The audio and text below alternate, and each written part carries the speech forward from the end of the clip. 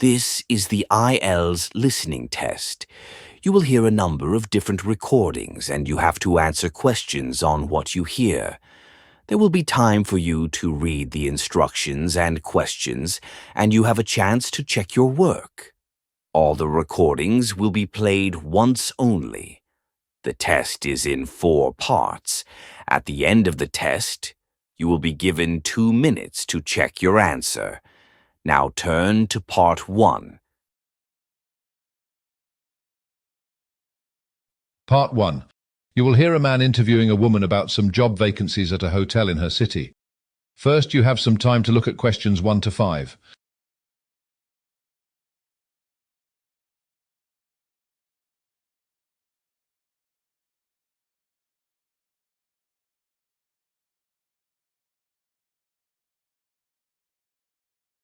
Now listen carefully and answer questions 1 to 5. Good afternoon. Thank you for coming in today. I understand you're interested in a position at the Coconut Grove? Yes, that's correct. I've always admired their reputation and I'm keen to be a part of it. Well, there's no doubt they have an excellent reputation as an affordable but luxurious hotel to stay at when traveling to the Sunshine Coast.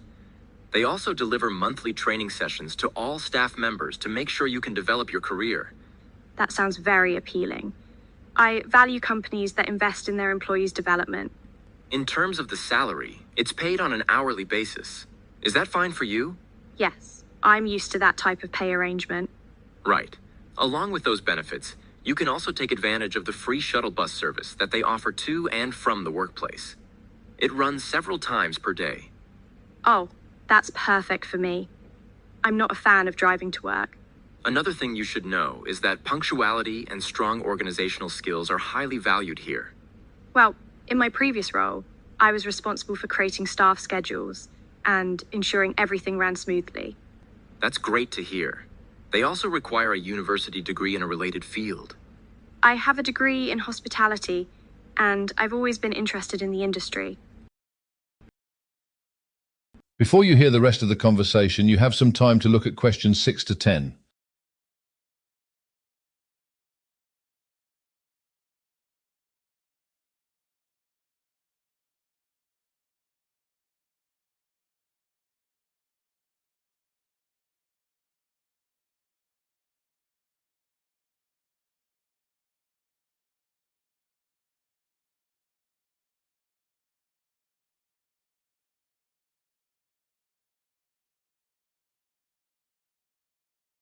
Now listen carefully and answer questions 6 to 10. Let's delve into the 2 positions currently available at the Coconut Grove. The first one is for a hotel manager, and it's located on the Esplanade. Sorry, can you repeat that, please? Esplanade. Esplanade. It's by the beach near Glenelg. Right, I know where you're talking about now. Can you tell me more about the responsibilities of this role? No problem. This type of role requires overseeing daily operations by making sure all the staff are working efficiently and providing excellent customer service. That would be quite a big step up from my previous role. Though, in my last job, I was responsible for training the new junior staff in the kitchen, welcoming them to the hotel, and guiding them in their roles. It definitely helps that you have some basic experience in that area. Actually, I should mention that the hotel is willing to take on younger staff anyway. Can you tell me about the salary? In my previous role, I was earning about £11 per hour. Sure, the salary for this role would be a fair bit higher then. The hourly rate is £30. That sounds terrific. Regarding the time commitment, it's quite heavy. You would start at around 8 a.m. and work until about 8 p.m. What's nice is that you have a break in the afternoon and you also get 2 days off per week. That doesn't sound too bad then. Moving on to the second position, which is for a kitchen supervisor. It's located in the downtown branch and the role involves supervising kitchen staff and managing the inventory. That feels similar to my previous role. I might prefer this position actually. Perfect. Well, you would be in charge of things like ordering all the groceries for the kitchen and managing the weekly shopping budget. I used to shadow the kitchen supervisor in my last job, so I learned some tips on how to manage the kitchen's finances. That's impressive. So the salary for the kitchen supervisor role is a bit lower than the other role, and you would earn £16 per hour.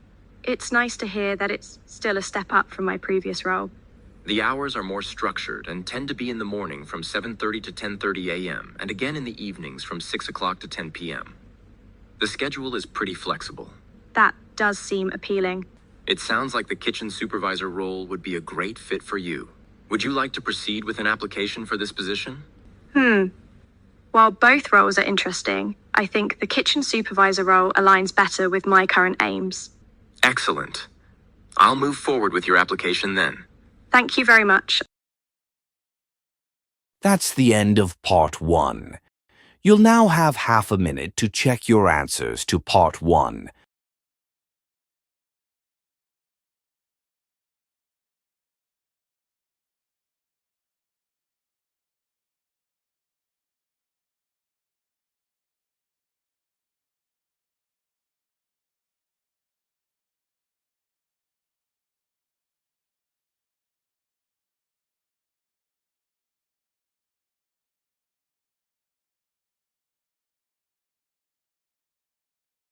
Now turn to Part 2. You will hear a woman giving a talk about a planned housing development to address the need for more living space in a town. First, you have some time to look at questions 11 to 14.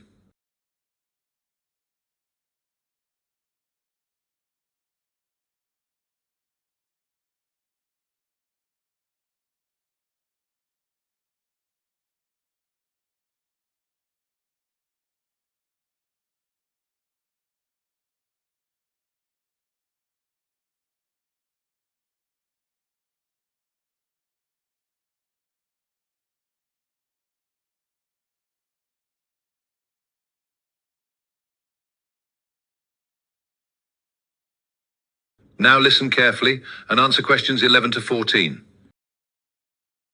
Hello everyone, thank you all for joining us today. It's wonderful to see so many members of our community here to discuss the exciting new Green Meadow housing development. My name is Jessica Thompson and I am the Senior Project Manager for the development. I'm excited to present our plans for Green Meadow. To begin, I'd like to explain why we've opted for this particular site for our new housing development.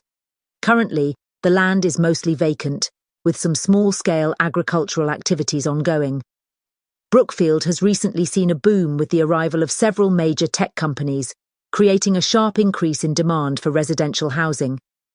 The current housing inventory hasn't been able to keep up with this surge, so it quickly became a priority to develop new homes for employees relocating to the area. Of course, there's also the fact that we are close to a train station that connects us to the capital city. But even though that's definitely appealing, it wasn't one of the main factors for choosing the site. We were more keen on the idea that the site is surrounded by green space and close to a river, providing fresh air, just 5 kilometers from the bustling town of Brookfield. One drawback to the proposed complex is that it sits next to the riverbank, and during extreme weather conditions, the site could be prone to flooding, but we have elevated the development to manage this problem. Now, let me share some of the positive feedback we've received about Green Meadow. Many people are excited about the wide range of convenience this development will offer, with easy access to numerous facilities right within the community. Residents also appreciate the variety of planned outdoor spaces, such as the promenade by the river and the numerous plants and trees throughout the development. We think that this will help to promote a more active and healthy lifestyle among future residents. While the feedback has generally been very positive, there have been concerns regarding the distance to Brookfield. Nevertheless, we're considering setting up a complimentary bus service to the town to make commuting easier. Before you hear the rest of the talk, you have some time to look at questions 15 to 20.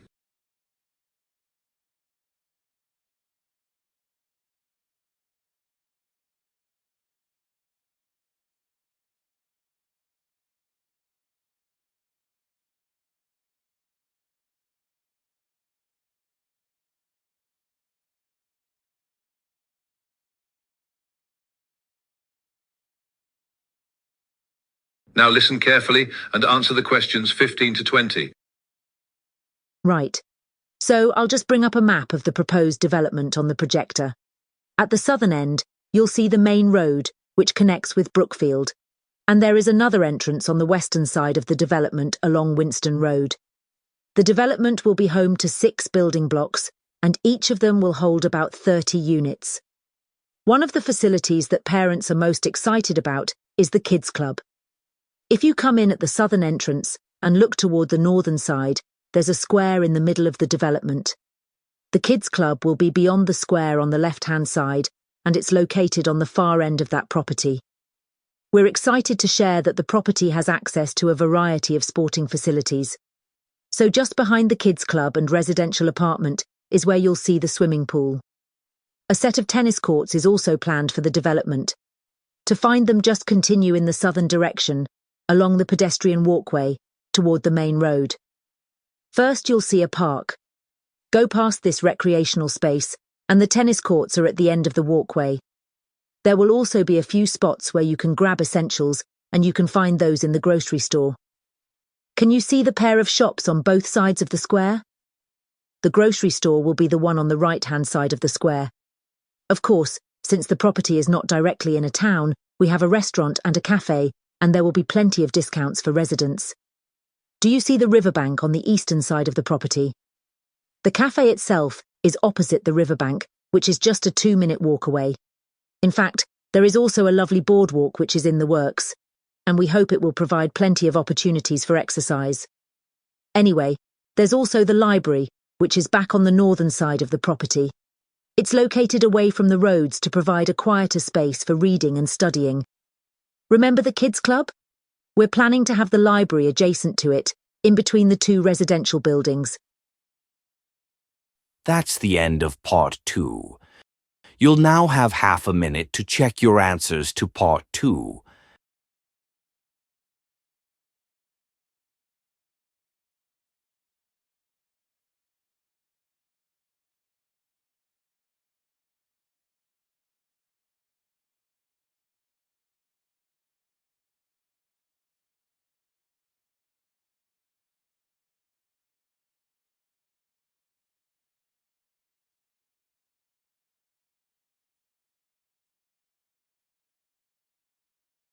Now turn to Part 3. You will hear Teresa and Simon discussing their university project about the causes and immediate effects of the Dust Bowl. First, you have some time to look at questions 21 to 24.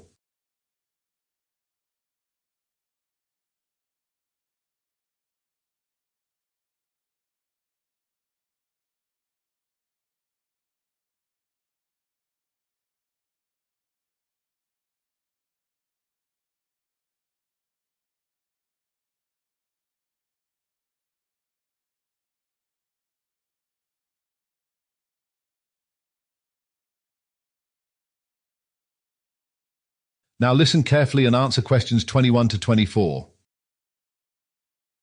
So shall we begin putting together our presentation then? We've got to have everything ready by the end of this week. Good idea.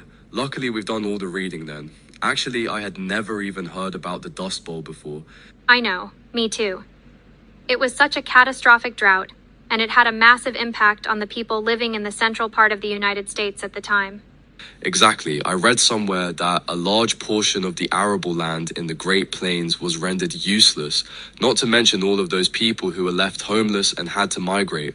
I am surprised we never learned about this in school. It's possible that the history books just focused on the major events that were happening around this time. After all, the middle of the 20th century was a turbulent period, given the dominance of the First World War. Yeah. There was the Great Depression too.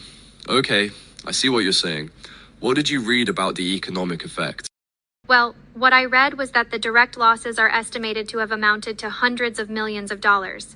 It must have been more than that though, when you consider all the people that lost their jobs and livelihoods. In reality, it looked like the entire economic cost was hard to quantify precisely. That's right. I also came across that somewhere. Plus, there was the emergency relief fund that they had to set up as an immediate response, which also cost a significant amount. Interesting. And they put into place an early warning system to prevent future events from recurring. Anyway, I think we should focus on the causes and how states were affected. Good idea. You know, the number of people that migrated was staggering.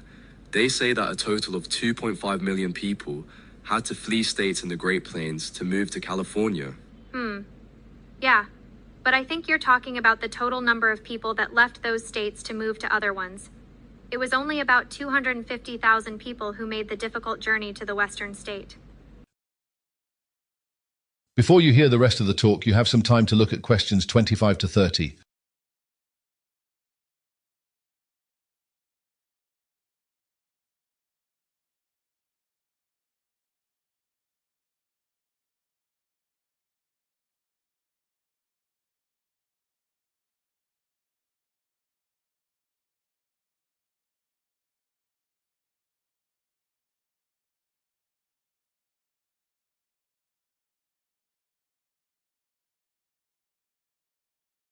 Now listen carefully and answer the questions 25 to 30.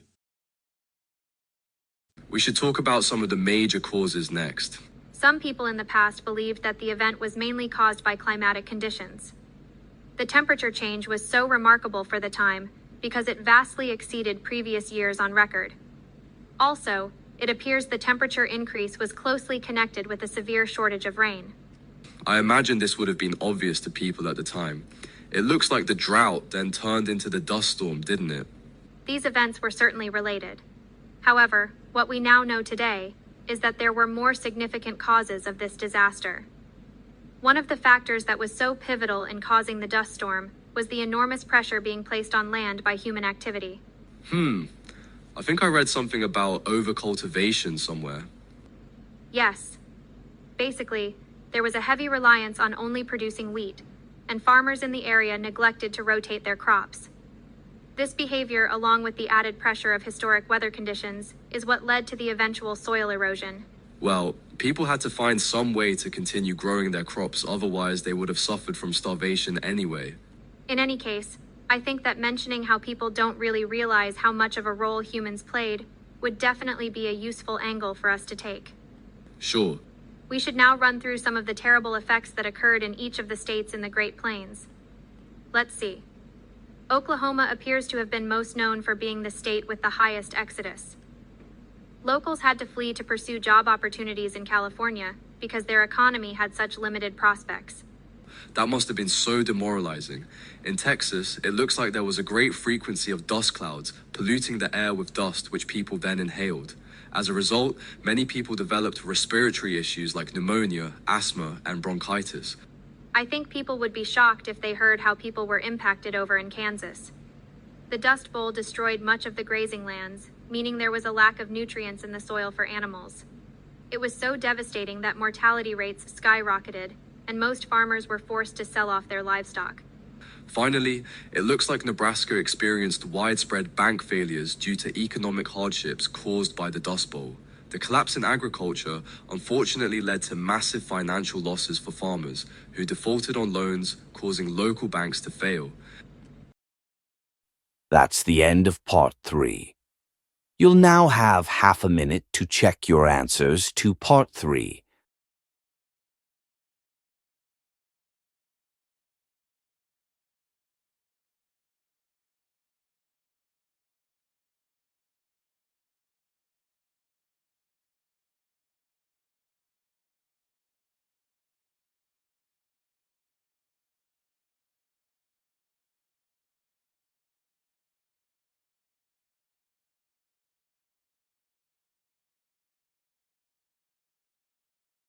Now turn to part 4. Part 4. You will hear a fashion student giving a presentation on a movement known as power dressing that transformed women's participation in the workplace. First, you have some time to look at questions 31 to 40.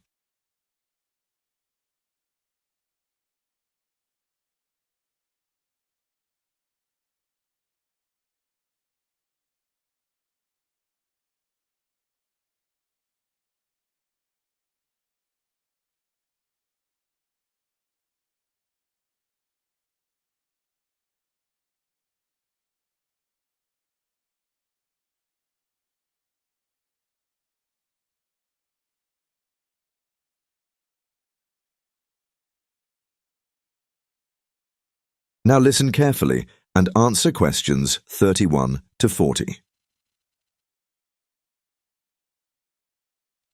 Good morning. Now, we've been asked to talk about a development in fashion that has transformed a theme beyond the sector, leading to significant benefits for greater society. I selected the theme of power dressing in the 1980s, as it captures a pivotal moment in fashion that stretched far beyond appearance. It was about female empowerment. During this period, the concept of the glass ceiling became widely discussed. This term illustrated the unseen yet unbreachable barrier that prevented women from rising to top positions in their fields, regardless of their qualifications or achievements. Women in the workplace faced immense challenges, battling gender stereotypes, wage gaps, and limited opportunities for advancement. Power dressing emerged not just as a trend, but as a strategic tool to combat these obstacles and assert female presence in the corporate world. The concept of power dressing revolved around clothing designed to project values, such as authority and confidence, that were critical in conveying one's capabilities in a male-dominated professional environment. It was about adopting a style that allowed women to command the same respect and attention as their male counterparts. The popular movement was heavily influenced by the growing participation of women in the workforce, who needed attire that was both professional and conducive to their demanding roles. In previous decades, particularly before the 1980s, women's professional attire was often more feminine and less formal. For example, in the 1950s and 1960s, women in the workplace often wore dresses with full skirts, cinched waists, and softer, paler colours. The overall look emphasised traditional feminine qualities rather than professional strength. However, this trend in fashion then took a sharp turn. By the 1980s, clothing choices included shoulder pads, tailored suits, and bold colours, and each were chosen for their impact. Shoulder pads were perhaps the most iconic feature, adding structure to the silhouette and mimicking the broad shoulder lines traditionally associated with male authority figures, as a result conveying strength and leadership. Also, tailored suits, often paired with midi skirts or trousers, provided a polished and conservative look, diverging drastically from the more feminine and less formal attire of previous decades. These suits were designed to fit closely to the body, which not only highlighted a woman's shape, but also signified professionalism.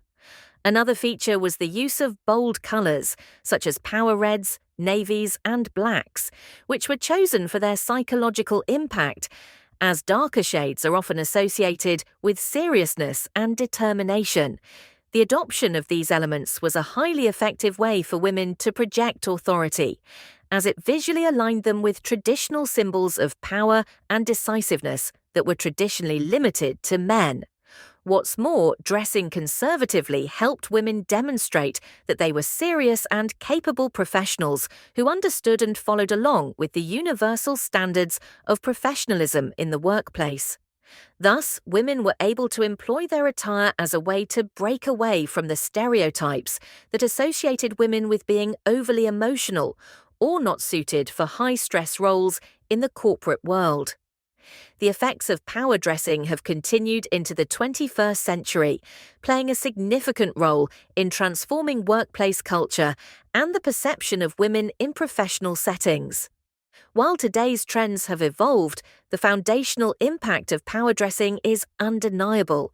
It paved the way for modern corporate attire, where women no longer need to sacrifice femininity for professionalism. The legacy of power dressing has helped to normalize the presence of women in leadership roles. The movement has also challenged perceptions of professionalism and the widely held belief that authority and competence are not tied to a specific look. Although women now have a broader spectrum of acceptable professional attire, one thing is clear: the fashion choices of the 1980s were instrumental in breaking the stereotypes of women in the workplace. That's the end of part 4. You'll now have 1 minute to check your answer to part 4.